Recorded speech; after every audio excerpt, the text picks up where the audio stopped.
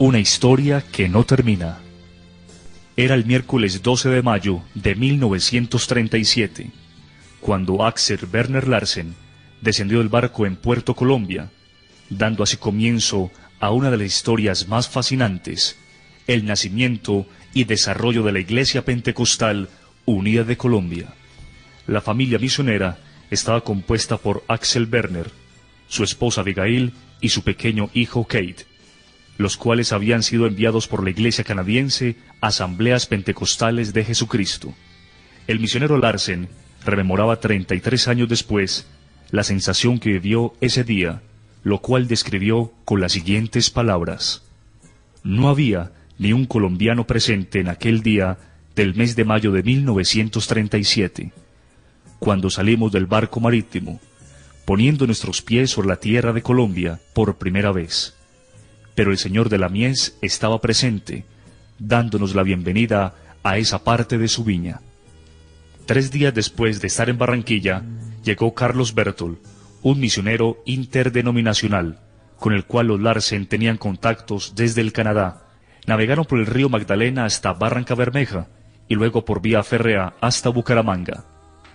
Ya en Bucaramanga, viajaron a Málaga, oriente de Santander, para conocer la obra que los Bertol habían desarrollado y presenciar el bautismo de algunos creyentes. Fue en Loma del Salado, una finca cercana a Enciso, Santander, donde el misionero Larsen tuvo el privilegio de ver los primeros colombianos bautizándose en el nombre de Jesús y recibiendo el Espíritu Santo hablando en lenguas.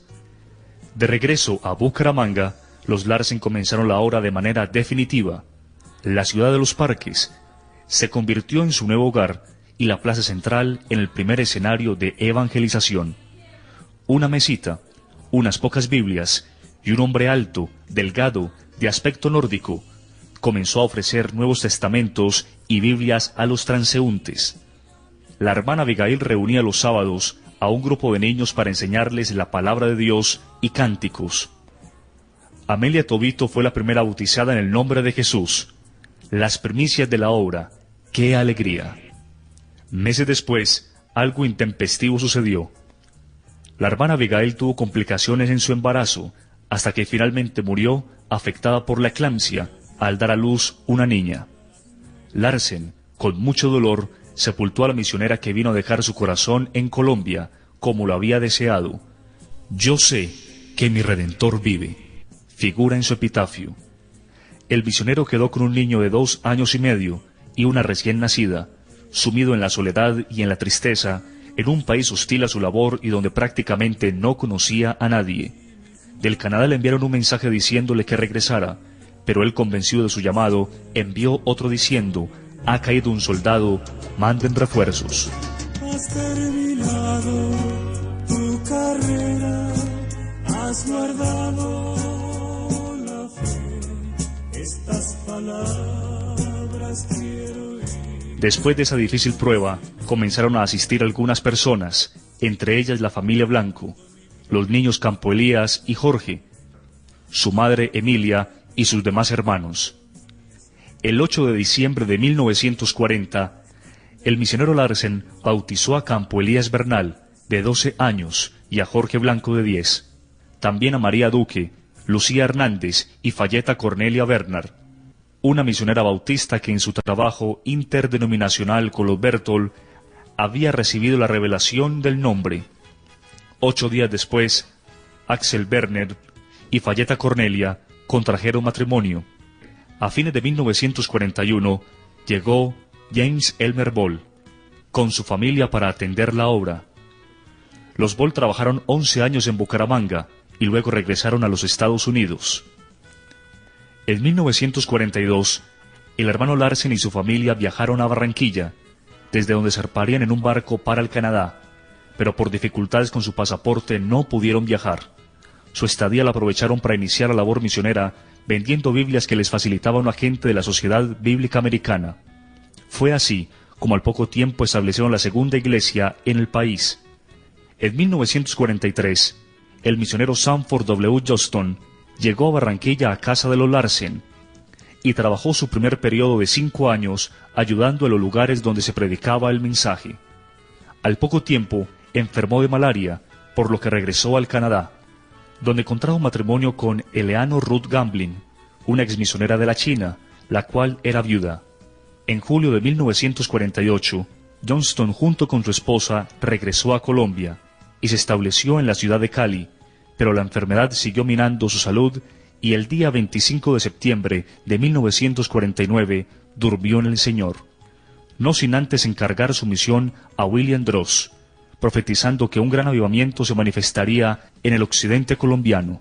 Sus últimas palabras fueron: «Me muero, pero Dios seguramente los visitará». Fue así como William Droz se hizo cargo de la obra en Cali, donde posteriormente hubo un gran crecimiento. En 1945 se había formado en Norteamérica la Iglesia Pentecostal Unida, como resultado de la unión de la Iglesia del Canadá y la Iglesia de los Estados Unidos. La Iglesia colombiana, que hasta entonces se llamaba Iglesia Evangélica Pentecostal, pasó a ser administrada por la nueva organización y adquirió el nombre de Iglesia Pentecostal Unida de Colombia. El esfuerzo misionero se duplicó y llegaron al país más misioneros, entre ellos Sally Lemons, una joven que trabajó con los Larsen en Barranquilla y otros lugares como Medellín y Cali. Otros misioneros que vinieron a Colombia fueron William Thompson y Lewis Morley. El misionero Thompson, que trabajaba con una misión trinitaria, se contactó con el hermano Larsen y recibió la revelación del nombre de Jesús. Por tal razón, viajó a Inglaterra, donde renunció a la misión trinitaria, fue bautizado en el nombre de Jesús y regresó a Colombia a trabajar bajo la supervisión del hermano Larsen por un tiempo. Después fue enviado a Bucaramanga para recibir la iglesia que entregaba el hermano Ball, el cual regresaba a su tierra. Thompson también realizó una gran labor en Bogotá y en los llanos orientales. Lewis Morley vino a trabajar inicialmente como misionero a Venezuela en el año de 1957. Luego vino a Colombia a colaborar con el hermano Larsen y conoció a la señorita Sally Lemons. En 1958 contrajeron matrimonio y después de trabajar en Barranquilla un tiempo, fueron enviados al interior del país, Pereira, Cali y Palmira. Comenzando los años 50, el Evangelio se enfrentó al reto de la guerra fratricida y la intolerancia religiosa. Se presentaron hechos de persecución en el norte del Valle del Cauca, como fue la muerte de varios hermanos en La Morena y Tesorito. La sangre de los mártires se convirtió en semilla que produjo una gran cosecha. La persecución produjo un efecto aleccionador, pues los creyentes que se desplazaban de un lugar a otro, por razón de trabajo, persecución u otros, llegaban a nuevos lugares sembrando la semilla del Evangelio. La obra se consolidó en las ciudades más importantes, estableciéndose cada una de ellas como eje de expansión del Evangelio a ciudades intermedias, pequeñas y zonas rurales. Estas ciudades, en orden cronológico, en cuanto al establecimiento de la obra fueron: Bucaramanga, 1937, Barranquilla, 1942, Cali, 1948, Medellín, 1950, Bogotá, 1954. La iglesia al principio estaba distribuida en regiones. Estas se establecieron casi naturalmente y bajo el criterio de los misioneros, quienes además conformaban el concilio misionero. El misionero Larsen, desde Barranquilla, supervisaba la región norte, comprendida desde Antioquia hasta La Guajira. El hermano Droz y luego el hermano Morley, desde Cali, supervisaban la región occidental, que comprendía desde el Valle del Cauca hasta Nariño, pasando por el Viejo Caldas y el Tolima Grande. Y el hermano Thompson, desde Bogotá, supervisaba la región oriental, Cundinamarca, Boyacá, los Santanderes y los Llanos. La formación de los primeros pastores no fue un proceso programado por parte de los misioneros. Ello pudo obedecer a circunstancias propias de la época, como el hecho de que los mismos misioneros no contaban con una formación académica ideal y lo que hacían era guiado por el Espíritu de Dios. Por eso la instrucción se dio en la medida de las circunstancias de la época, se aprendía en el ejercicio del ministerio o de los mismos errores o mirando lo que otros hacían. También se daba el caso de que los pastores más cercanos a determinado misionero aprendían a vivir su mismo estilo de vida, manejaban sus mismos conceptos y hasta predicaban usando sus mismos modales. Algunos asimilaron la sobriedad de Larsen, unos la rigidez de Morley y Thompson, y otros la espontaneidad de Droz.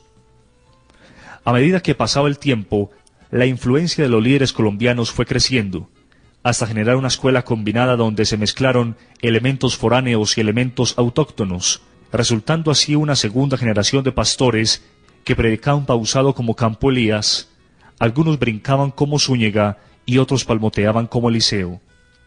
Los primeros pastores colombianos que participaron en cargos administrativos fueron Campo Elías Bernal como presbítero, Mario Cadavid como tesorero nacional y Manuel Ospina como secretario.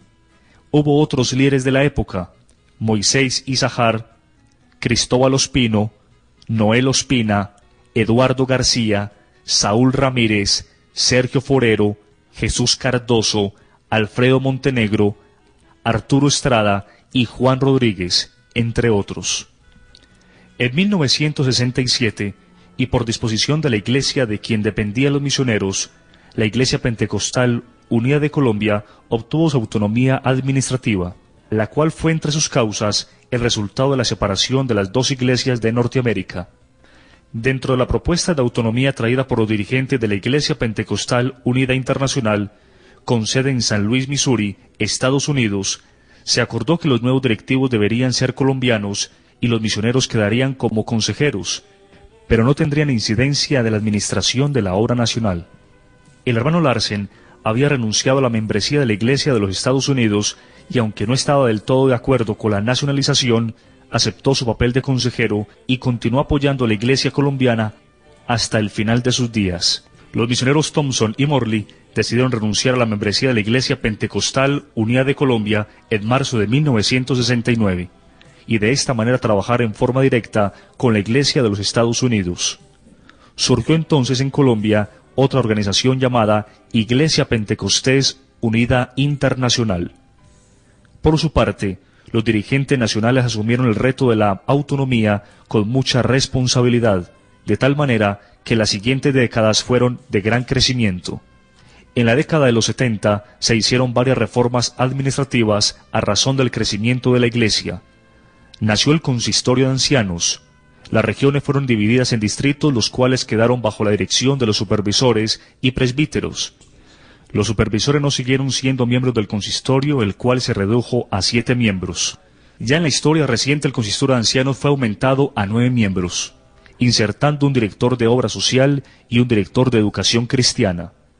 El consistorio de ancianos es elegido por la Asamblea de Pastores, la cual se reúne cada año para considerar los asuntos administrativos, legales y económicos de la Iglesia. La Iglesia ha tenido los siguientes presidentes: Axel Werner Larsen, Domingo Zúñiga, Campo Elías Bernal, Eliseo Duarte, Noel Ospina, Octavio Valencia, Reinel Galvis y Álvaro Torres. Instalado el Evangelio en sitios estratégicos, Dios usó a muchos hermanos para avanzar en la expansión del reino de Dios, hasta llegar en una carrera triunfal y portentosa a lo que hoy es la Iglesia del Señor.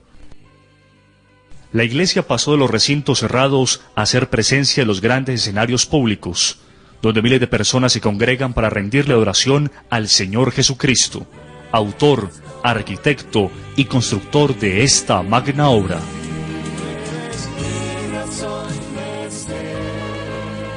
Eres la luz de mi existir, eres el sol.